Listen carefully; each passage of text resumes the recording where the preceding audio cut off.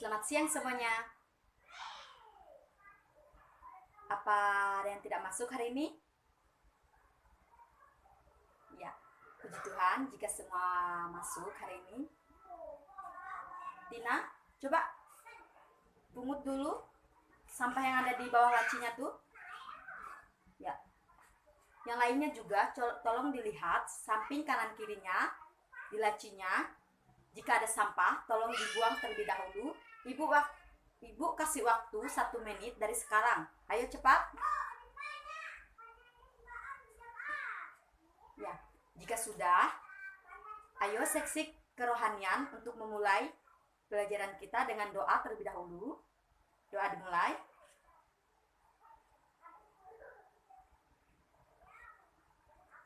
Sudah selesai. Baiklah, hari ini Ibu akan menjelaskan tentang pendidikan dan pembangunan.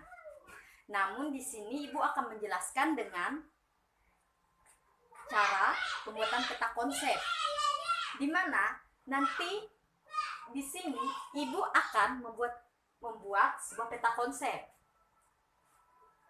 Jadi sebelum Ibu membuatnya, kalian harus perhatikan Ibu ya. Jangan ada yang sibuk sendiri. Oke, jangan ada yang ngobrol. Jadi perhatikan Ibu di depan. Sudah mengerti semuanya? Ya. Ibu akan tulis terlebih dahulu yaitu judulnya, di mana judulnya itu pendidikan dan pembangunan.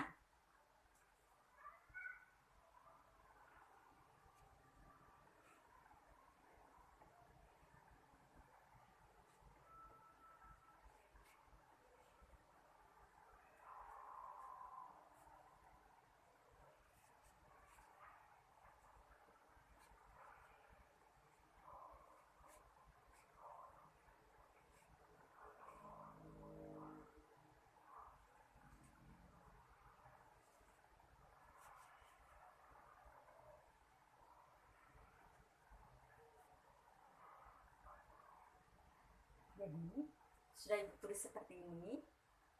Langsung saja Ibu tulis di mana pendidikan dan pembangunan ini ada 4 poin. Di mana yang pertama itu Ibu akan menjelaskan tentang pengertian hubungan pendidikan dan pembangunan. Ya, yang kedua itu konsep pembangunan usaha perubahan terencana. Dan yang ketiga itu peran pendidikan dalam perkembangan nasional.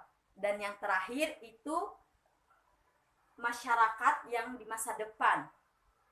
Jadi di 4 poin ini nanti Ibu akan jelaskan. Tapi terlebih dahulu Ibu akan menulisnya dengan peta konsep. Di mana yang pertama tadi anak-anak?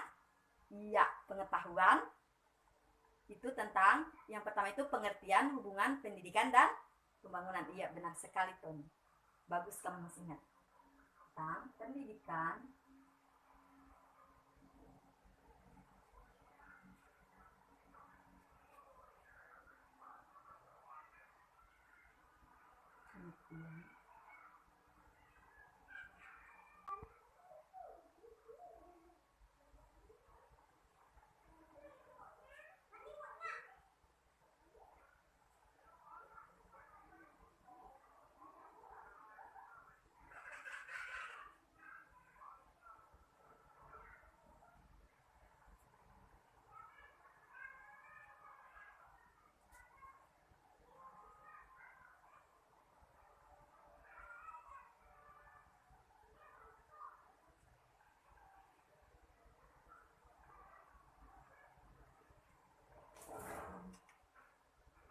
langsung saja Ibu tulis yang kedua.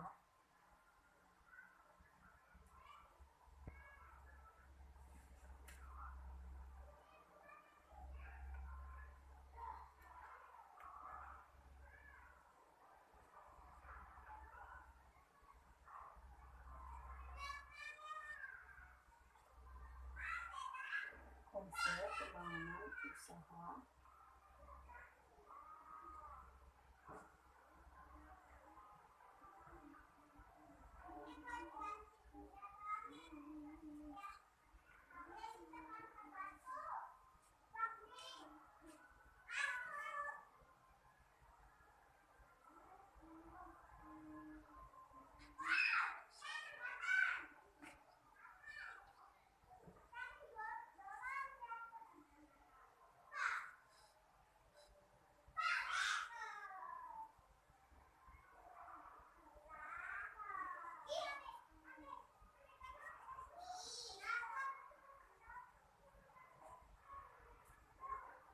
terencana. Selanjutnya itu peran pendidikan dalam pembentukan nasional.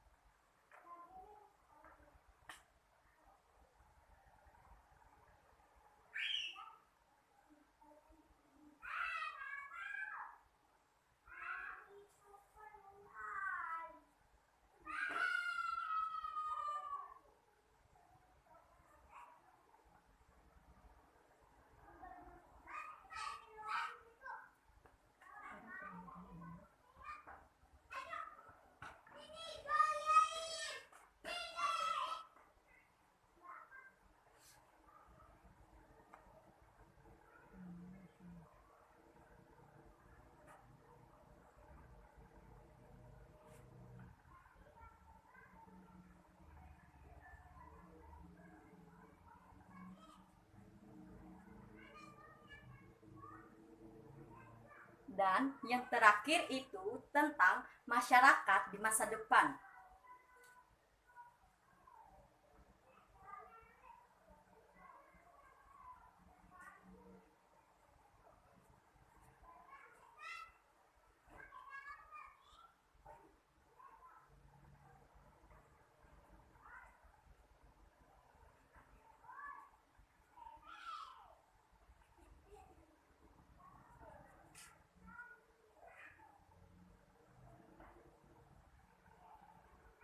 Setelah itu, jika sudah dibuat seperti ini, tinggal kita garis seperti ini anak-anak.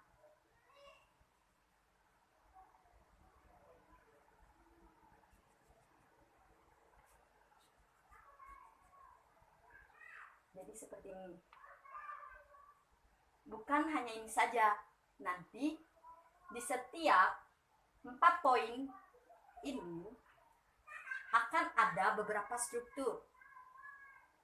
Langsung saja Ibu tulis, di mana di pengertian hubungan pendidikan dan pembangunan, ini nanti yang akan Ibu bahas itu ada 2, yaitu pengertian pendidikan dan pengertian pembangunan.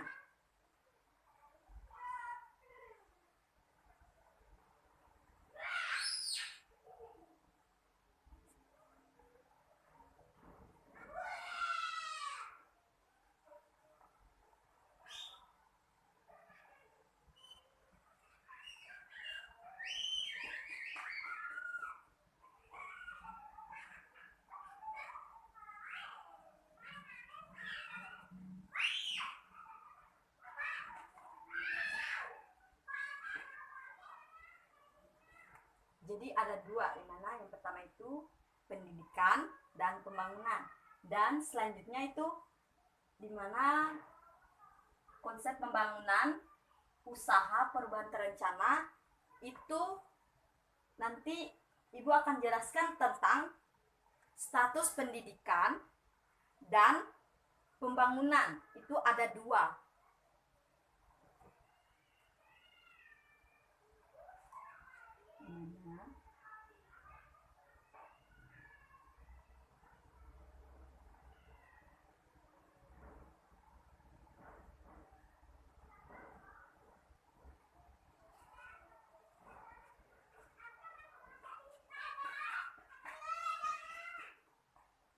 Status pendidikan.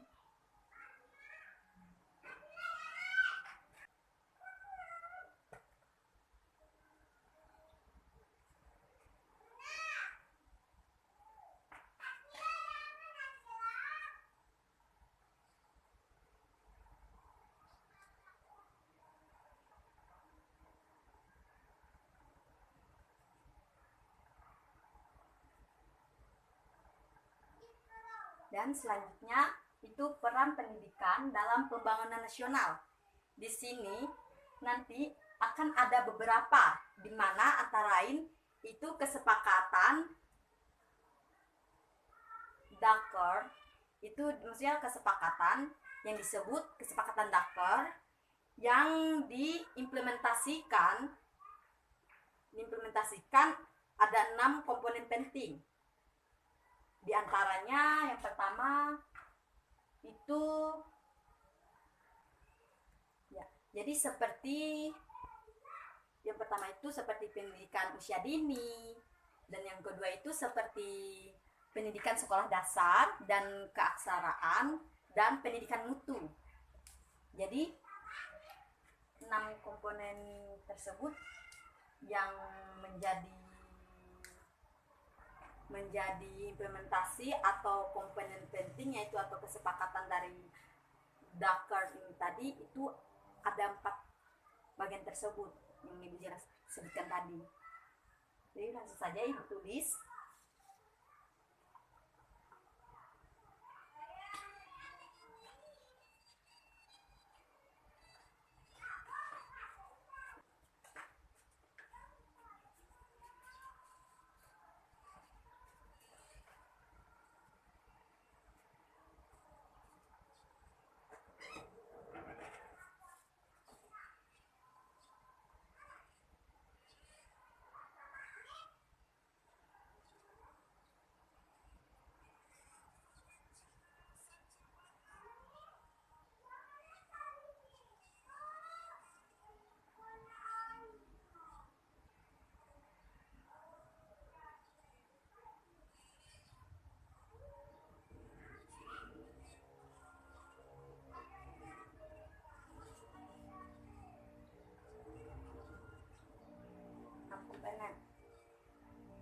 Dan selanjutnya itu masyarakat di masa depan, di mana ini mengajarkan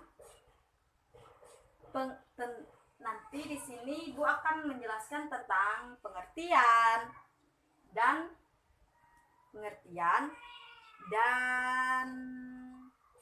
perkiraan yang nantinya atau yang kedepannya masa depan itu akan seperti apa, seperti itu. Nah, nanti di sini akan ada 5 karakteristik umum yang akan Ibu jelaskan di masyarakat masa depan. Seperti itu. Langsung saja Ibu tulis. Jelaskan.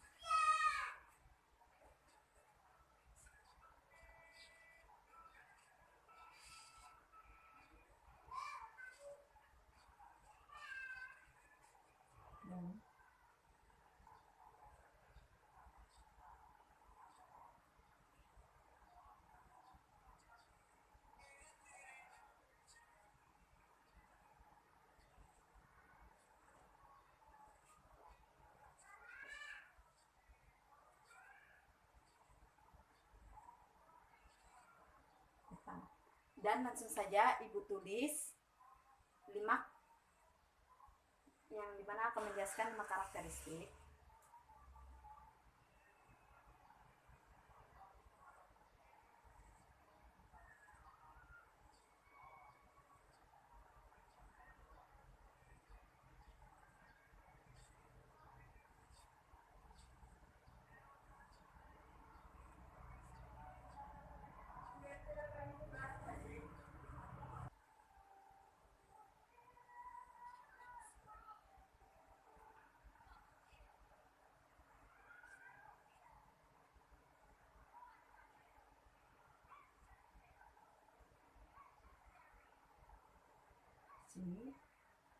Dan yang kedua itu perkembangan ilmu pengetahuan.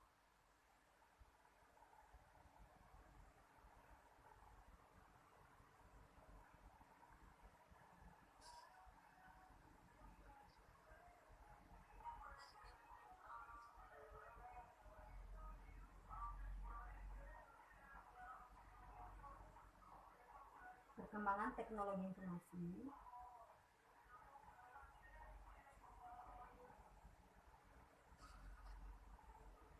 Dan yang ketiga itu peningkatan pelayanan yang semakin profesional.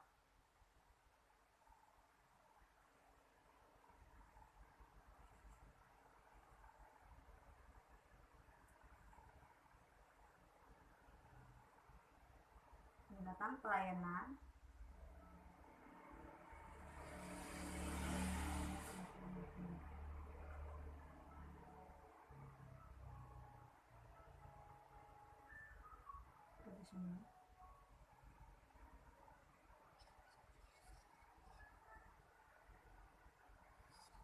Dan yang keempat itu antisipasi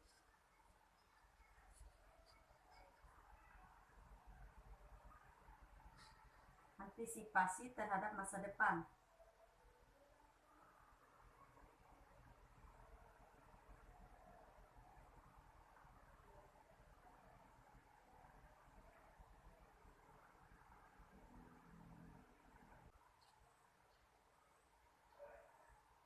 Karena di sini tidak muat, jadi Ibu sambung saja di sini yang terakhir itu manusia masa depan atau manusia modern. Jadi langsung saja Ibu tulis di sini, di mana yang 5 itu tuntutan bagi manusia masa depan.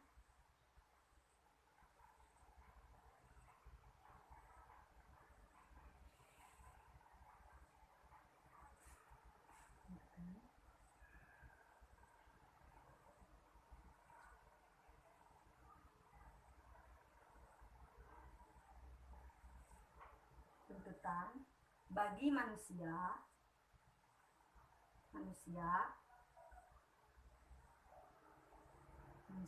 masa depan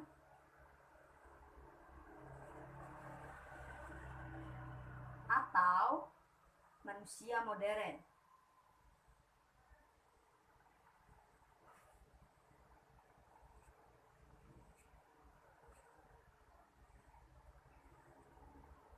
Jadi seperti ini anak-anak contoh pembuatan peta konsep, di mana di sini peta konsep yang Ibu buat itu yang berjudul pendidikan dan pembangunan. Jadi ini adalah kerangka-kerangka yang atau poin-poin yang akan Ibu jelaskan pada siang hari ini. Ya, langsung saja Ibu jelaskan. Namun sebelum itu Ibu ingin bertanya, ada yang tahu pengertian pendidikan itu dan pembangunan itu apa? Ya, jika belum tahu, Ibu akan jelaskan. Mungkin dari beberapa murid ada yang tahu, cuman malu. Jadi di sini Ibu menerangkan, jika kalian tahu, kalian tidak boleh malu, atau langsung saja karena kita di sini tuh saling bertukar pendapat seperti itu anak-anak.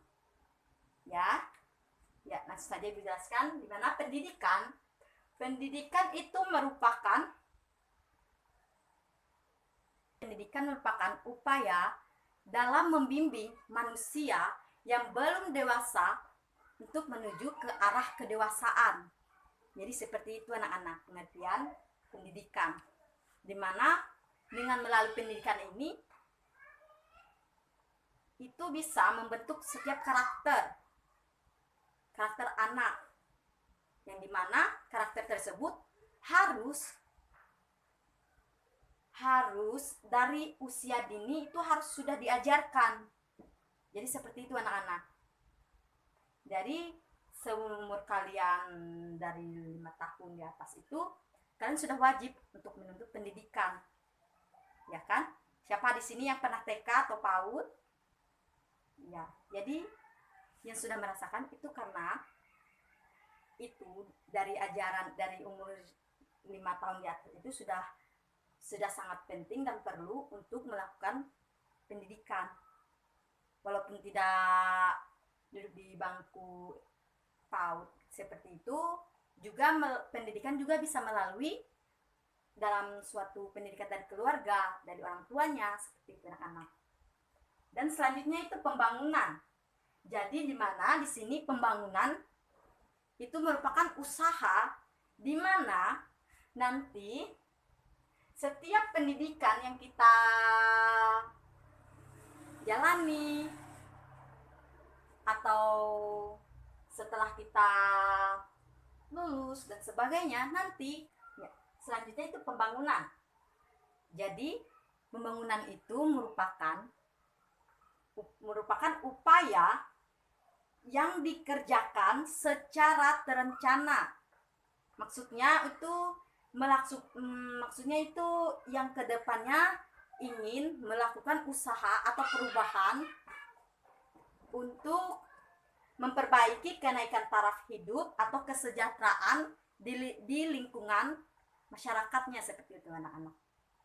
Seperti yang di kampung. Jadi mereka yang mempunyai pendidikan itu mempunyai rencana atau dan sebagainya, yaitu untuk menaikkan taraf hidup atau kesejahteraan itu, jadi sudah mereka rencanakan sebelum mereka menjalani.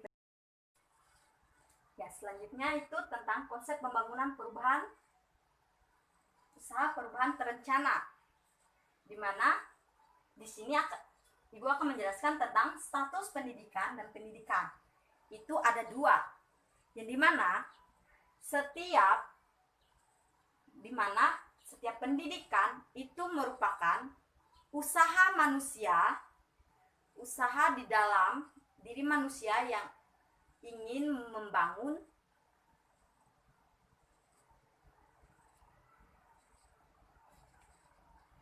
di mana yang pertama itu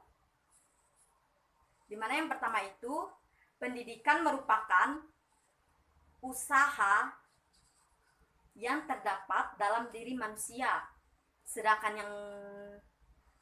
pembangunan itu mempunyai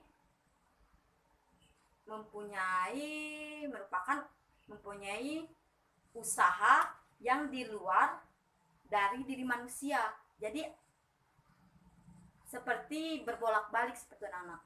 Jadi di mana pendidikan itu dalam diri manusia, sedangkan pembangunan itu di luar diri manusia. Jadi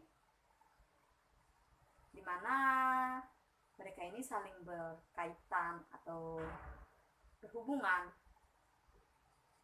Dan yang kedua itu pendidikan itu menghasilkan upaya yang nantinya akan membentuk atau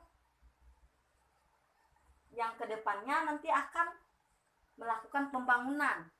Sedangkan pembangunan ini tadi yang nantinya akan membentuk suatu pendidikan, seperti itu.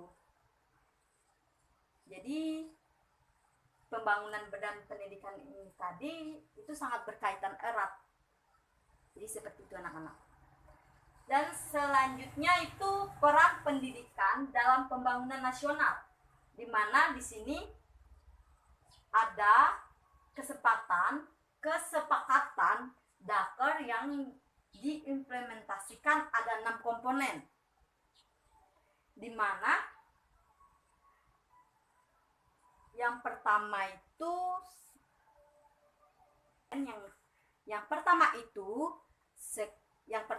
pendidikan anak usia dini atau PAUD, dan yang kedua itu pendidikan dasar, dan yang ketiga itu pendidikan keaksaraan, dan yang keempat pendidikan kecakapan, dan yang kelima itu kesetaraan dan keadilan, dan yang terakhir itu pendidikan mutu. Jadi dari 6 komponen penting itu yang sudah disepakati yang disebut dengan kesepakatan Dakar, itu ada 6 tersebut anak-anak. Jadi itulah kesepakatan yang disebut dengan kesepakatan Dakar. Dan selanjutnya itu yang terakhir itu masyarakat masa depan, di mana di sini akan menjelaskan tentang pengertian dan perkiraan masa depan. Jadi yang sudah Ibu jelaskan dari awal, di mana pendidikan itu sangat berkaitan atau sangat berpengaruh bagi masyarakat. Jadi pendidikan itu sangat penting yang harus masyarakat lestarikan, harus kembangkan. Jadi seperti itu anak-anak. Yang nanti di dimana di setiap pendidikan yang kita jalani itu nanti akan berpengaruh dengan masa depan kita, seperti itu anak-anak. Jadi ibu sarankan kalian, jika memang orang tuanya mempunyai atau mampu untuk menyekolahkan kalian, jadi pergunakanlah itu dengan sebaik mungkin. Jika orang tua kalian memberikan kepercayaan untuk kalian melanjutkan, jadi kalian harus melanjutkan, seperti anak-anak. Jadi nantinya pendidikan yang kalian jalani itu nantinya akan berpengaruh untuk di masa depan kalian. Seperti itu anak-anak. Dan di sini juga akan menjelaskan tentang 5 karakteristik. Yang pertama itu tentang kecenderungan globalisasi, dan yang kedua itu perkembangan teknologi informasi, dan yang ketiga peningkatan pelayanan yang semakin profesional dan antisipasi terhadap masa depan, dan yang terakhir itu tuntutan bagi manusia masa depan atau manusia modern. Di mana yang pertama itu kecenderungan globalisasi itu di mana nantinya setiap atau menyeluruh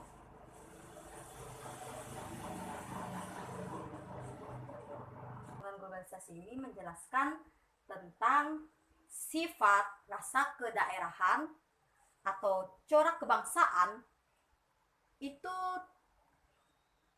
secara dominan dapat ditonjolkan dunia itu seolah-olah makin akrab dengan suatu bangsa yang lain, seperti itu.